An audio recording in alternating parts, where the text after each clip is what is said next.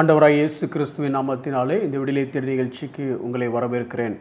ரட்சிப்பின் நிச்சயத்தை குறித்து நாம் கற்றுக்கொண்டிருக்கிறோம். குறிப்பாக ரட்சிப்பின் நிச்சயம் என்று சொல்லும் பொழுது சில கிறிஸ்தவர்கள் என்று சொல்லிக் கொள்கிற சிலரை நாம் சபையிலே பார்க்குறோம், சமுதாயத்தில் பார்க்கும் பொழுது ரட்சிக்கப்பட்ட ஒருத்தன் ஏன்பா இப்படி வாழ்கிறான், அல்லது இவன் இப்படி பின்வாங்கி போயிட்டானே, அல்லது ரட்சிக்கப்பட்டிருந்தான், உண்மையிலேயே ரட்சிக்கப்பட்டிருந்தானா இவன் இப்படிலாம் செய்வானா, அப்போ இவன் ரட்சிப்பை இழந்துட்டானோ, இப்படி பல கேள்விகள் நமக்கு வருகிறது. இந்த கேள்விகளுக்கெல்லாம் பதில் நாம் கண்டுபிடிக்கணும் அப்படின்னா, அல்லது புரிந்து கொள்ள வேண்டும் என்றால், முதல்ல நமக்கு தெரிய வேண்டியது ரட்சிக்கப்பட்ட ஒருத்தன் எப்படி இருப்பான்.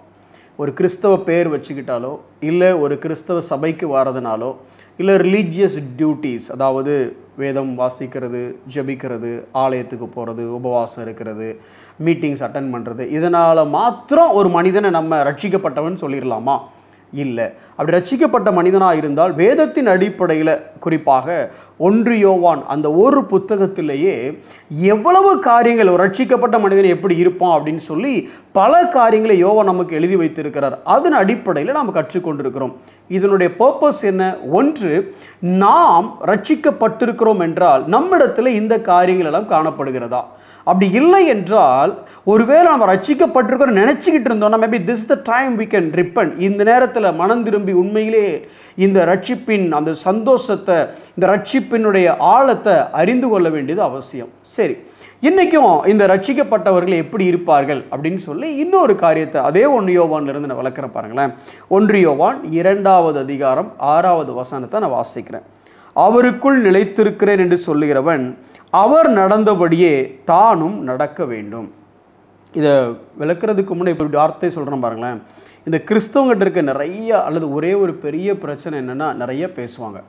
ஒரு கல்யாணம் கூட எடுத்துக்கிடுங்களேன். இந்த கல்யாணத்துக்கு வர புற மதஸ்தர்கள் கூடலாம் எப்படா இவங்க பேசி முடிப்பாங்க அப்படின்னு தான் யோசிப்பாங்க. ஏன்னா நமக்கு கொடுக்கப்பட்ட கிருபைன்னு சொல்ல முடியாது அதை. ஆனால் நமக்கு தெரிஞ்ச விஷயம் என்ன, கிறிஸ்தவங்கனாலே பேசணும். ஆனால் பைபிள் சொல்லுகிற கிறிஸ்தவம் not talking Christian but walking Christian. அதாவது வாயில் வடை சுடுற வாழ்க்கை கிறிஸ்தவ வாழ்க்கை கிடையாது. இப்போ நம்மளே பாருங்களேன், இப்போ நாம் பண்ணுற பிரசங்கத்தை யாரோ கேட்பாங்க, நம்ம வீட்டில் இருக்கவங்க கேட்பாங்களா? அல்லது நாமளே பிரசங்கம் பண்ணுறதுக்கு எங்கே கம்ஃபர்டபுளாக ஃபீல் பண்ணுவோம் அப்படின்னா, யாருண்டே தெரியாத ஒரு ஊரில் போய் நல்ல பிரசங்கம் பண்ணுவோம், கண்டித்து உணர்த்தி பயங்கரமாக எல்லாரும் அங்கே ஒப்பு கொடுக்குற மாதிரி பிரசங்கம் பண்ணுவோம். அதே பிரசங்கத்தை நம்ம டைனிங் டேபிளில் வீட்டில் பண்ண முடியுமா? யோசிச்சு பார்க்கணும். அப்போ கிறிஸ்தவ வாழ்க்கைங்கிறது என்னென்னா, அவர் நடந்தபடியே தானும் நடக்க வேண்டும். அதாவது இப்போ நடக்கிறது அப்படின்னா என்ன யோசிக்கணும். அதாவது Christian life is not மியர் talking but it is மியர் walking அப்படிம்பாங்க. இது வெறும் பேசுகிற வாழ்க்கை கிறிஸ்தவ வாழ்க்கை கிடையாது, it is a life style. சரி, நடக்கிறதுனா என்ன? நடக்கிறதுனா முதல்ல ஒரு ஸ்டெப்பு எடுத்து வைக்கணும். முதல் ஸ்டெப்பு, இந்த சும்மா நிற்கிறவன் ஒரு ஸ்டெப்பு எடுத்து வச்சோன்னா நடக்க ஆரம்பிக்கிறாங்கிறோம். அந்த ஸ்டெப்பு தான் சால்வேஷன். நம்ம ரட்சிக்கப்பட்ட உடனே முதல் ஸ்டெப் எடுத்து வச்சிட்டோம். சில பேர் பார்த்தீங்கன்னா முதல் காலை எடுத்து வச்சு அடுத்து எடுக்கவே இல்லை. அந்த கால் வச்ச இடத்துல தான் இருக்குது. அப்போ அந்த கால் வச்ச உடனே வச்சிருப்பாங்க, ஞாயிற்றுக்கிழமை சர்ச்சுக்கு போகணும், காலைல 10 நிமிஷம் பைபிள் படிக்கணும், காலையில் 5 நிமிஷம் ஜெபம் பண்ணணும், அப்புறம் நைட்டு படுக்கிறதுக்கு முன்னாடி ஒரு சங்கீதம் வாசிக்கணும், ஜெபம் பண்ணணும். இதுதான் முதல் ஸ்டெப்புன்னு வச்சுடுங்களேன். ஒரு 45 வருஷம் கழிச்சு கேட்டாலும் அவர் அங்கே அந்த ஆள் எடுத்து வச்ச கால் அங்கேயே வச்சிருப்பார். இது கிறிஸ்தவ வாழ்க்கை கிடையாது.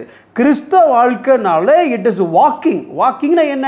ஒரு ஸ்டெப்பை எடுத்து வச்சுட்டு அடுத்து என்ன பண்ணுறோம், அடுத்த ஸ்டெப்பை எடுத்து வைக்கிறோம். ப்ரொக்ரெஷன், அதாவது நாம் இருந்த இடத்துல இருந்து முன்னேறிக்கிட்டே இருக்கிறோம். இதுதான் கிறிஸ்தவ வாழ்க்கை. அவர் நடந்தபடியே தானும் நடக்க வேண்டும். Walking means moving. எந்த இடத்துல உங்கள் ஆவிக்குரிய வாழ்க்கை ஆரம்பிச்சிங்களோ அங்கேயே இருக்கிறீங்களா? இல்லை, ஆண்டவருக்கு உங்களுக்குமான உறவு, இந்த வேதத்தின் மேலே உங்களுக்கான தாகம், இன்னும் சொல்லப்போனால் இந்த தேவனுக்கு உங்களுக்கு இருக்கக்கூடிய இந்த ஐக்கியம், தேவ பிள்ளைகளுக்கு உங்களுக்கு இருக்கக்கூடிய ஐக்கியம், இந்த ஐக்கியத்தில் நீங்கள் வளர்ந்துருக்கிறீங்களா அல்லது மூவிங் ஃபார்வர்ட் ஆர் நாட், அது ஒரு மிக முக்கியமான அடையாளம் நாம் ரட்சிக்கப்பட்டிருக்கிறோமா இல்லையா என்பதற்கு. சரி, இந்த நடக்கிறது அப்படின்னாலே நீங்கள் யோசிக்க பாருங்களேன். அவர் நடந்தபடியே தானும் நடக்க வேண்டும் அப்படின்னா, அப்போது 2 பேர் நடக்குன்னு வச்சுருங்களேன். 2 பேர் நடக்கணும் அப்படின்னா, ஒருத்தர் கிழக்கணிக்கையும் ஒருத்தர் மேக்கணிக்கையும் நடந்துட்டா நாங்கள் ஒன்றா நடந்து வந்தோம் சார் அப்படின்னு சொல்ல முடியாதுல்ல. அல்லது ஒருத்தர் 15 கிலோமீட்டர் ஸ்பீட்லையும் ஒருத்தர் 45 கிலோமீட்டர் ஸ்பீட்லையும் நடந்து வந்தால் நாங்கள் 2 ஒன்றா தான் நடந்து வந்தோம் அப்படின்னு சொல்ல முடியுமா? சொல்ல முடியாதுல்ல. அல்லது ஒருத்தர் முன்னால் போய் ஒருத்தர் இல்லை பின்னால் வந்து இல்லை. நடக்கிறது அப்படின்னா ஒருமித்து நடக்கிறது. ஆமோஸ் தீர்க்கதரிசியின் புஸ்தகம் 3வது அதிகாரம் அதில் வாசித்து பார்த்தீங்க அப்படின்னா வசனம் அப்படி சொல்லுது, 3வது அதிகாரம் 3வது வசனத்தில் 2 பேர் ஒருமனப்பட்டிருந்தால் ஒழிய ஒருமித்து நடந்து போவார்களோ. அப்போது நான் யாரோட ஒருமித்து இருக்கணும்? அவர் நடந்தபடியே நடக்கணும். அப்படின்னா இப்போ யாரோட ஒருமித்து போகணும் அப்படின்னா இயேசுவானவரோட ஒருமித்து போகணும். இயேசுவானவரோட ஒருமித்து போனால் இப்போ உடனே டெய்லி நாங்கள் வாக்கிங் வித் ஜீசஸ் அல்லது டாக்கிங் வித் ஜீசஸ் அந்த அப்படி சொல்ல வரலங்க. இயேசுவானவரோடு நடந்து போகணும் அப்படின்னா இப்போ நிறைய பேர் இயேசுவோட நடக்கிறாங்க அப்படின்னு சொல்கிறாங்க. பட் நம்ம இங்கே என்ன அர்த்தம் புரிஞ்சுக்கணும் அப்படின்னா, எப்படி நடக்கணும்னு அவர் ஏற்கனவே சொல்லிட்டாரு. அந்த சொன்ன வார்த்தைகளின்படி நான் நடக்கிறேனா, அப்படி நான் நடந்தேன் அப்படின்னா நான் உண்மையிலே ரட்சிக்கப்பட்ட ஒரு மனிதன். இன்றைக்கி அதை குறித்து யோசிப்பா பாருங்களேன். அப்போ அப்படி நடக்கிறதுக்கு என்ன பிரச்சனை? நடக்கணும்னு ஆசைப்படுறோம், பட் நடக்க முடியாமல் ஆகிறதுக்கு என்ன பிரச்சனை? ஒரு வசனத்தை வாசிக்கிறேன் பாருங்களேன். கலாத்தியர் 5வது அதிகாரம் 16வது வசனம். பின்னும் நான் சொல்லுகிறது என்னவென்றால், ஆவிக்கேற்றபடி நடந்து கொள்ளுங்கள். கரெக்டு, ஆவிக்கேற்றபடி நடந்து கொள்ள அது இயல்பாக நடக்க வேண்டியது தானே. அப்போ வேற என்னையோ பவுல் சொல்ல வர்ற, அப்பொழுது மாம்ச இச்சையை நிறைவேற்றாது இருப்பீர்கள்.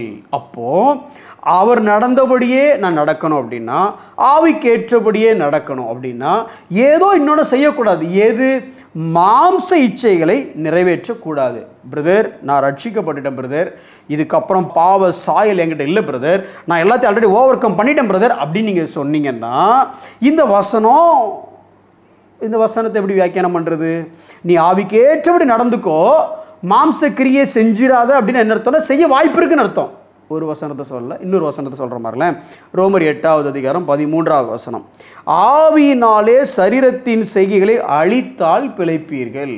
அப்போ இந்த பரிசுத்த ஆவியானோட பலத்தை கொண்டு இந்த சரீரம் கேட்குற இந்த மாம்சத்தின் இச்சை அல்லது இந்த ஃப்ளஷ் இது கேட்கக்கூடிய காரியத்தை ஓவர் கம் பண்ணணுமா? அப்போ இது கேட்கும். அப்போ பேசிக்காக இந்த கிறிஸ்தவ வாழ்க்கையில் நடக்கிற இந்த கிறிஸ்தவ வாழ்க்கையில் கிறிஸ்டியன் லைஃப்பில் கிறிஸ்டியன் வாக்கிங்கில் ஒரு பிரச்சனை இருக்குது. என்ன பிரச்சனை அப்படின்னா, மாம்சத்துக்கும் ஆவிக்கும் நடுவில் ஒரு போராட்டம் நடந்துக்கிட்டே இருக்குது.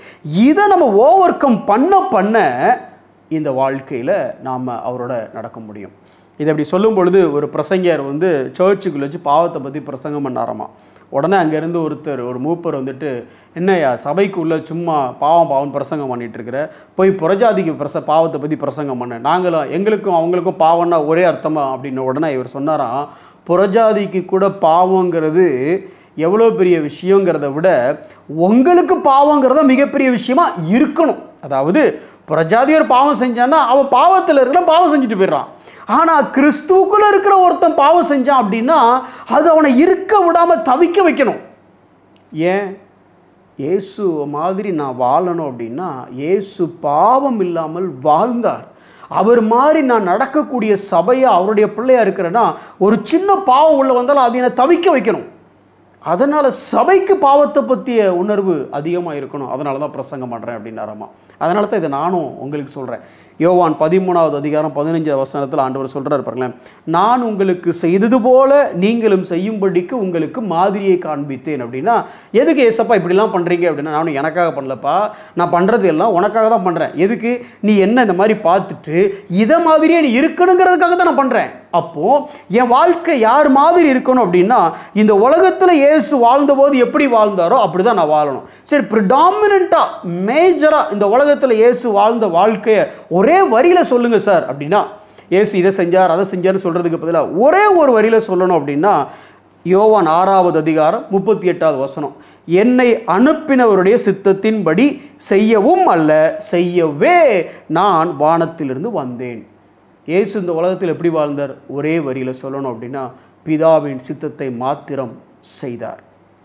இன்றைக்கி உங்களுடைய வாழ்க்கையில் என் வாழ்க்கையில் இருக்க பிரச்சனை எப்படின்னா, நாம் ஒரு 80% நம்ம சித்தத்தையும் ஒரு 20% கஷ்டப்பட்டு ஆண்டோடைய சித்தத்தையும் செய்ய முயற்சிக்கிறோம். ஆனால் அவர் என்ன பண்ணுறார் அப்படின்னா 100% பிதாவின் சித்தத்தின்படியே வாழ்ந்தார். நீங்கள் ரட்சிக்கப்பட்டிருக்கிறீங்களா? ரட்சிக்கப்பட்ட நாம் எப்படி இருப்போம் அப்படின்னா பிதாவின் சித்தத்தின்படியே செய்கிறவர்களாக. அல்லது வெளிச்சத்திலே நடக்கிறவர்களாக. அப்படியே 1 யோவான் 1:6 வாசித்து பார்த்தீங்கன்னா, இருளில் நடக்கிறவர்களாக இல்லாமல் நாமும் ஒளியிலே நடந்தால் யார் மாதிரி? அவர் ஒளியில் இருக்கிறது போல அவரை மாதிரியே நடக்கணும். அப்படின்னா 1 சொன்ன பிதாவின் சித்தத்தை செய்யணும், 2 அவர் ஒளியில் நடந்த மாதிரியே நானும் ஒளியிலே நடக்கணும். அது எப்படி சார் ஒளியிலே நடக்க முடியும்? ஒருத்தன் வந்து சொன்னானம்மா ஒரு பாஸ்டர்கிட்ட, பாஸ்டர் தப்பு பண்ணிட்டேன் பாஸ்டர், ஒரு பாவம் பண்ணிட்டேன். அப்புறம் என்ன? அதான் 1 யோவான் 1:9 இருக்குல்ல, வந்து கன்ஃபஸ் பண்ணி சரி பண்ணிட்டேன் பாஸ்டர் அப்படின்னானாமா. அதுக்கு பாஸ்டர் சொன்னாராமா, 1 யோவான் 1:9 நீ படிச்சிருக்கியாப்பா அப்படின்னு. படிச்சிருக்கிறேன். என்ன? அவர் தான் பாவத்தை மன்னிக்கிறதுக்கு என்ன ஃபெய்த்ஃபுல்லாக இருக்காரு, ஜஸ்டாக இருக்கிறாரு. அந்த 2 வார்த்தை ஒன்றை சாகடிக்கணும். அதான் சாகடிக்கணும், தப்பாக எடுத்துக்காதீங்க. அவர் உண்மையும் நீதியும் உள்ளவராக இருக்கிறாருன்னா முதல்ல அவர் உண்மையுள்ள தேவன், அவர் நீதியுள்ள தேவன். இந்த காரியம் என்னை பாவம் செய்யறதுக்கு என்ன தடுக்கணும். உண்மையுள்ள தேவன், அவர் நீதியுள்ள தேவன். என் பாவத்தை மன்னிக்கிறதுக்காக இந்த உண்மையுள்ள நீதியுள்ள தேவன் எவ்வளோ பெரிய கிரயம் செய்திருக்கிறாருங்கிற உணர்வு எனக்குள்ள இருந்துச்சு அப்படின்னா, I will be very honest with God, with me, with others. தேவனோடும் என்னோடும் மற்றவர்களோடும் நான் நேர்மையாக, இன்னும் சொல்லப்போனால் நீதியாக நடந்து கொள்வேன். நீங்கள் ரட்சிக்கப்பட்டிருக்கிறீங்களா? எப்படி கண்டுபிடிக்கலாம்? சிம்பிள். அவர் நடந்தது போல் நீங்கள் நடக்கிறீங்களா? பிதாவின் சித்தத்தின்படி வாழ முயற்சிக்கிறோமா? 2வது, அவர் ஒளியிலே நடந்தது போல நாமும் வெளிச்சத்திலே இருளின் பிள்ளைகளாக அல்லாமல் ஒளியின் பிள்ளைகளாக நடக்கிறோமா? ரொம்ப simple. WWJD, what would Jesus two? இந்த காரியத்தில், இந்த இடத்துல, இந்த நேரத்தில் இயேசு இருந்தால் அவர் என்ன பண்ணியிருப்பார்? என்னை பற்றி இவங்க மோசமாக பேசிட்டாங்க, இயேசுவை பேசியிருந்தால் இயேசு என்ன பண்ணியிருப்பார்? மன்னிச்சிருப்பார். இப்போ நான் என்ன பண்ணணும்? நான் மன்னிக்கணும். துரோகம் பண்ணிட்டாங்க பிரதர், தூக்கி எரிஞ்சிடணும். இயேசு இருந்தால் என்ன பண்ணியிருப்பார்? மன்னித்து ஏற்றுக்கொண்டிருப்பார். நான் என்ன பண்ணணும்? மன்னித்து ஏற்றுக்கொள்ளணும். அவர் நடந்தபடியே தானும் நடக்க வேண்டும். நீங்கள் நடக்கிறீங்களா? நடக்க முயற்சிப்போம், ஜெபிப்போம். அன்புள்ள ஆண்டவரே, நாங்கள் உம்முடையவர்களாக இருந்தால் நீர் நடக்கிறது போல நாங்களும் நடக்க அழைக்கப்பட்டிருக்கிறோம். அநேக காரியங்களை உம்மை குறித்து நாங்கள் பேசுகிறோம். எங்களுக்கு பேசுவது இயல்பாக இருக்கிறது, எளிதாக இருக்கிறது. ஆனால் வேதம் எங்களை அவரை போல பேசுங்க அப்படின்னு வேதம் சொல்லலை, அவரை போல நடங்க என்று வேதம் சொல்லுகிறது. அப்படி உம்மை போல நடக்கத்தக்க ஒரு வாழ்க்கையை எங்களுக்கு நீங்கள் தாங்க. எங்கள் சுயத்தினால இந்த மாம்ச கிரியைகளை மேற்கொள்ள முடியாது. பரிசுத்த ஆவியானவரே, எங்களை எம்பவர் பண்ணுங்க, வழி நடத்துங்க. இயேசுவின் நாமத்தில் பிதாவே, ஆமென்.